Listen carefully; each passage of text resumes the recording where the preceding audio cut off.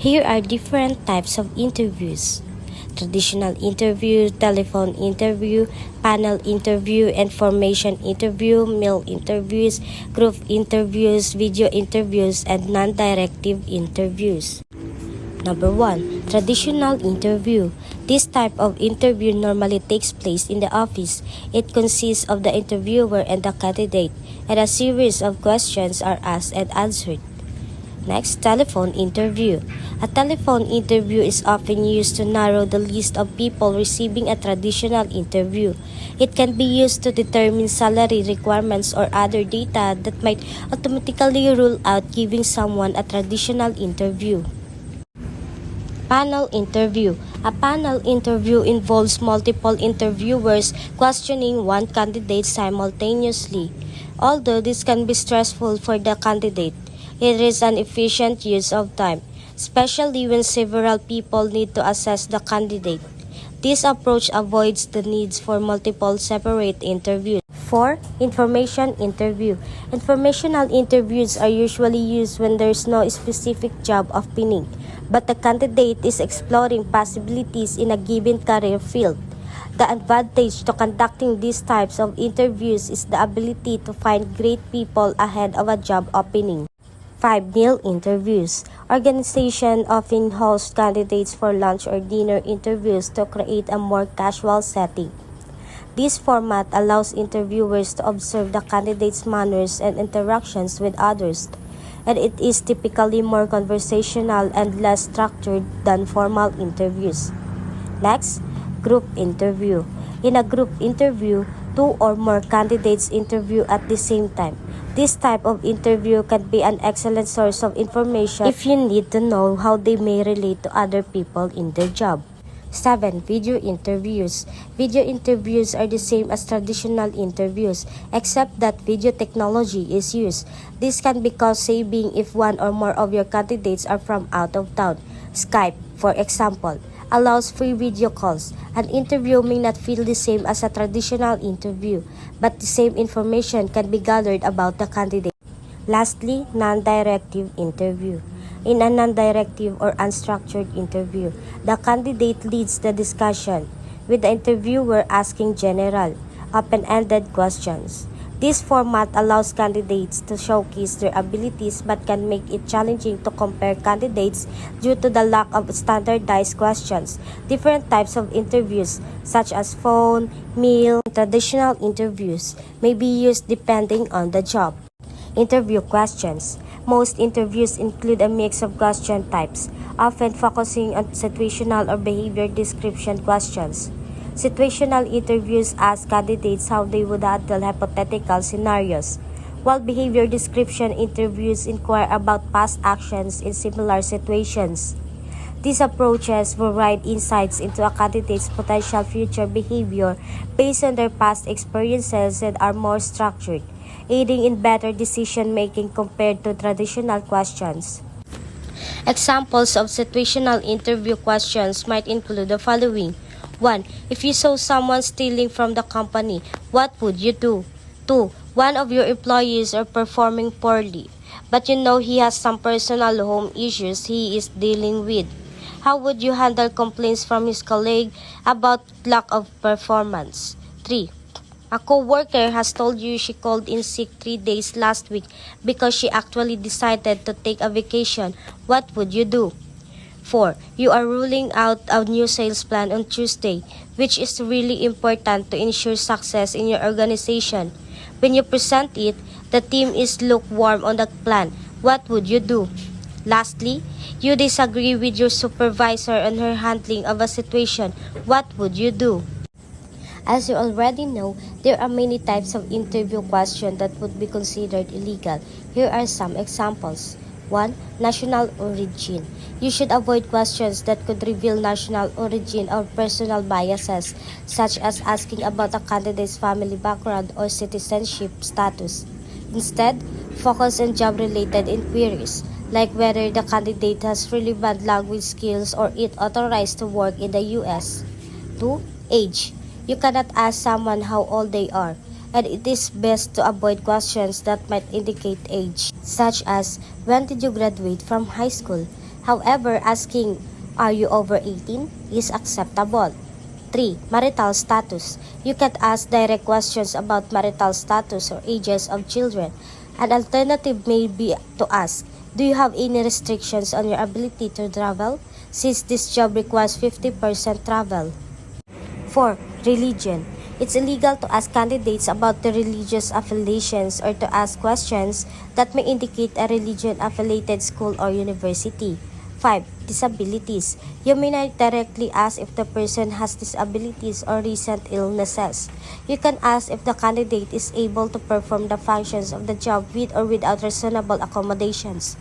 6. Criminal record.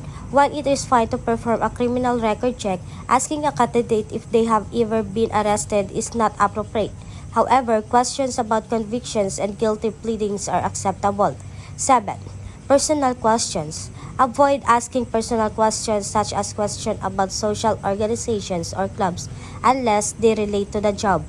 Interview process. Once the criteria have been selected and interview questions develop, it is time to start interviewing people. Your interviewing plan can determine the direction and process that should be followed. 1. Recruit new candidates. 2. Establish criteria for which candidates will be rated. 3. Develop interview questions based on the analysis. 4. Set a timeline for interviewing and decision making. 5. Connect schedules with others involved in the interview process.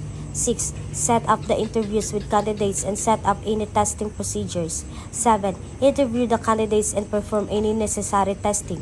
8. Once all results are back, meet with the hiring team to discuss each candidate and make a decision based on the established criteria. 9. Put together an offer for the candidate. Effective interviewing requires thorough planning. For instance, a hiring manager must clearly define the desired skills and traits before conducting interviews. Otherwise, selecting the right candidate becomes challenging.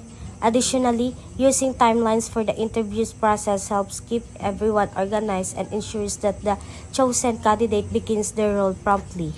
Here are some tips to consider when working with the interview process. 1. Make sure everyone is trained on the interviewing process. If someone with poor interviewing skills conduct interviews, it may lead to hiring the wrong candidate and even legal problems. For instance, asking illegal questions can result in lawsuits, as about half of hiring discrimination cases go in favor of the plaintiffs. To avoid these issues, it's crucial to train managers on proper interviewing techniques. 2. Listen to the candidate and try to develop a rapport with them. Understand how nervous they must be and try to put them at ease. 3. Be realistic about the job. Do not try to paint a rosy picture of all aspects of the job. Being honest up front helps a candidate how exactly what they will be in for what they begin their job. 4. Be aware of your own stereotypes and do not let them affect how you view a potential candidate. 5. Watch your own body language during the interview and that of the candidate. Body language can reveal whether a candidate is a good fit for a job. For instance, a CFO candidate with an impressive resume didn't get the job because his poor body language, such as a weak handshake, slouching, fidgeting, lack of eye contact, and mumbling didn't meet the job expectations. 6. Stick to your criteria for hiring. Do not ask questions that have not been predetermined in your criteria. 7. Learn to manage disagreement and determine a fair process if not everyone on the interviewing team agrees on who should be hired. Testing and selecting. Besides the interview, we can also look at several other aspects that may predict success on the job.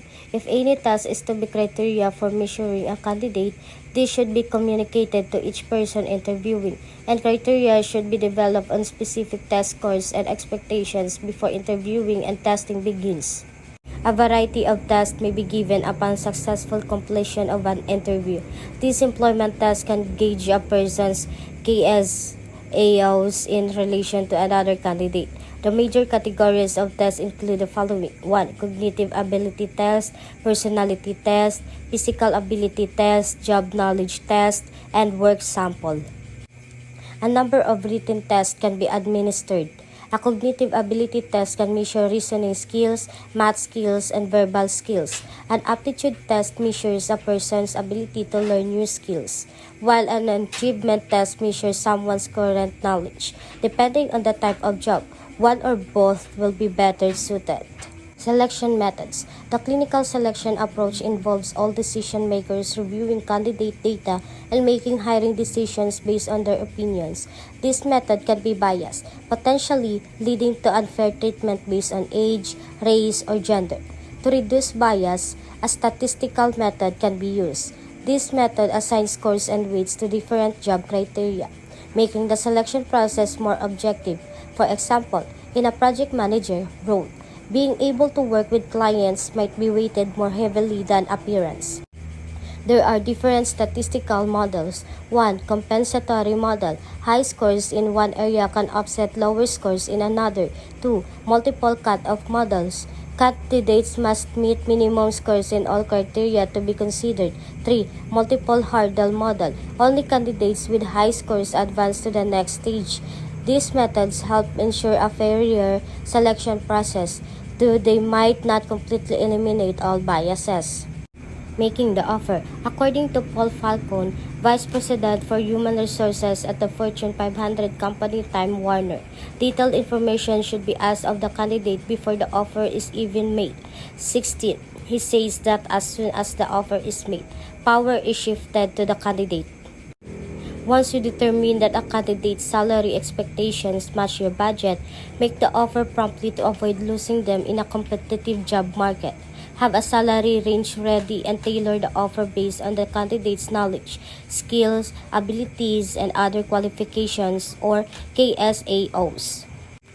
Based on the range of salary you can offer, consider the following questions when making the offer to a candidate. What is the scarcity of the particular skill set? What are the going wages in your geographic area? What are the current economic conditions? What is the current pay for similar positions in your organization? What is your organizational compensation strategy? What is the fair market value of the job? What is the level of the job within the organization? What are your budget constraints? How soon will the employee be productive in the organization? Are there other candidates equally qualified that might have lower salary expectations? What are the national and regional unemployment rates? If you cannot pay more, can you offer other perks such as a signing bonus or flexible work schedule? Once the offer has been made, it is reasonable to give the candidate some time to decide, but not too long, as this can result in losing other candidates should this candidate reject the job offer. It is likely the candidate may come back and ask for higher salary or benefits. After a candidate accepts a job offer by phone, send a follow-up email or formal letter detailing the employment agreement. The letter should include key information about the job offer. 1. Job title. 2. Salary. 3. Other compensation such as bonuses or stock options. 4. Benefits such as healthcare coverage. 5. Vacation time or paid holiday start date. 6. Non-compete agreement expectations. 7. Additional considerations such as relocation expenses. Once the pay and benefits package has been successfully negotiated and the offer letter or email sent, you should clarify acceptance details in writing and receive confirmation of the start date. It is not unusual for people in higher level positions to need a month or even 2 to transitions from their old jobs. During this period, make sure to stay in touch and even complete the new hire paperwork in the meantime.